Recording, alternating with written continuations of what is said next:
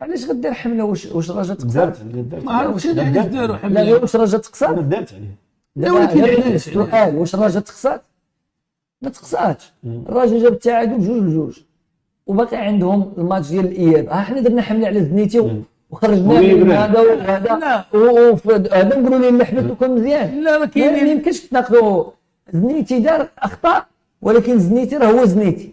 يعني انس هو انس اللي جاب اللقب ديال البطوله العربيه وكاس افريقيا وكاس الممتازه وكاس افريقيا والبطوله الاحترافيه وغيرها من الالقاب. راه هو انس اللي كان حابس وماشي عبثا دار دوك الاخطاء. الاخطاء كيدار وارده في كره القدم.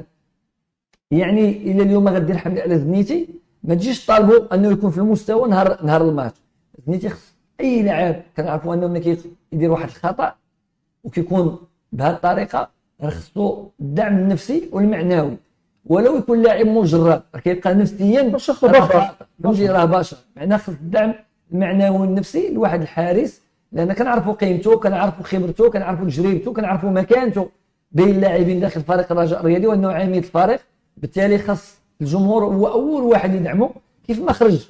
يعني في غانا تحت التفرقه ديال الجماهير حتى في مواقع التواصل خاص يكون شويه ديال الدعم، لان الرجاء محتاج ليه في الماتش ديال الاياب.